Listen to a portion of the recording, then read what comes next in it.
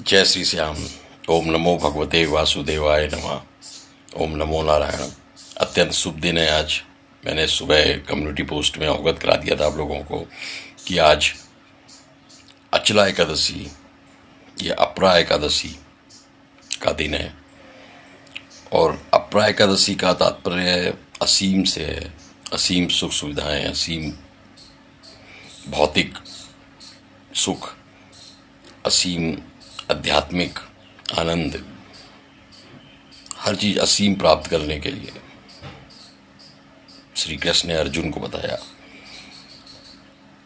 अभी देखा पति पत्नी जो है वो झगड़ते हुए चले जा रहे थे। पति पत्नी में झगड़ा एक प्राकृतिक क्रिया है, लेकिन ये रोज ना हो, हर बात में ना हो। वैसे मैं तो एकाकी जीवन व्यतीत करता हूं, पर अनुभव है तो ज्यादातर पति पत्नी में झगड़ा जो होता है वो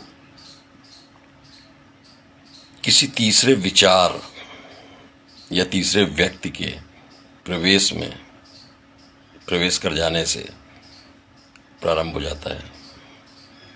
अब वो विचार कितने देर के लिए आया या वो व्यक्ति ने कितने देर तक प्रवेश अपना वहां पर सम्मिलित रहा, पति पत्नी के बीच तीसरा व्यक्ति मतलब पुरुष या नारी कोई भी हो सकता है, तो ये लंबे झगड़ों का कारण बन जाते हैं। कोई तीसरा विचार या तीसरा पुरुष या नारी, पेट भी, अगर तीसरा पेट आ गया बीच में, तो अगर ये झगड़ा ना हो क्षणिक हो और वाद विवाद हो विचारों का,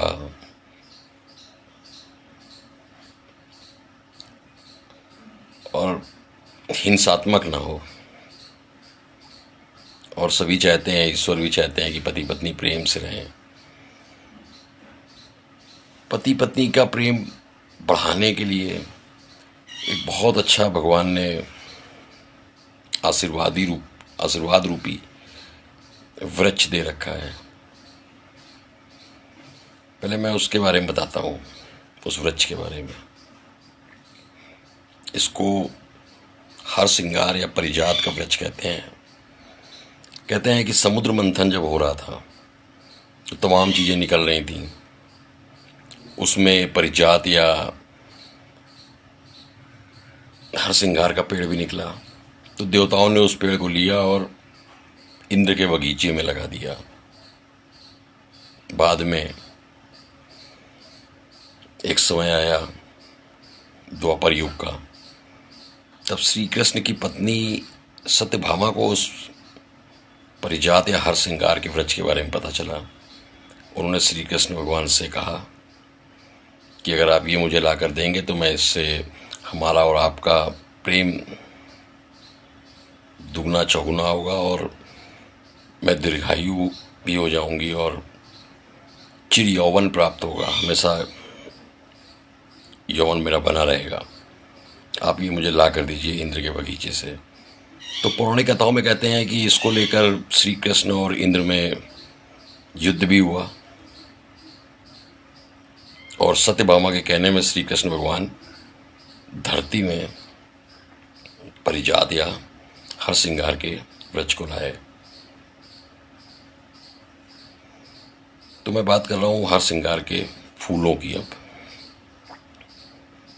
अगर हर श्रृंगार का वृक्ष किसी घर में लगा है तो ये तो अपने आप में लक्ष्मी जी के स्वागत का संकेत है कि उस घर में स्वागत किया जा रहा है लक्ष्मी का, और सबके सब दीर्घायु हो जाते हैं अगर ये घर में लगा हो।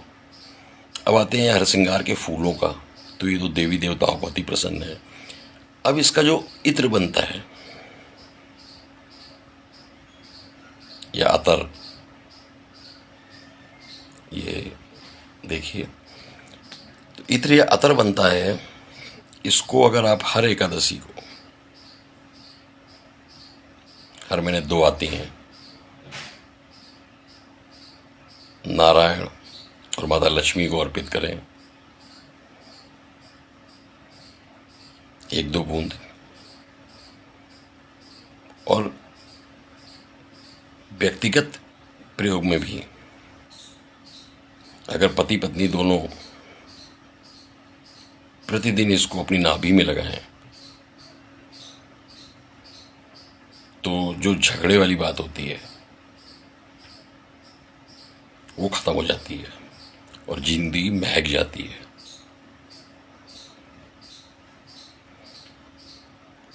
तो जिंदगी को महकाने के लिए, पति पत्नी के बीच झगड़े के को अंत करने के लिए परिजात या हर श्रृंगार के फूल के अतर का ये उपाय कीजिए और बहुत ही अच्छा होगा।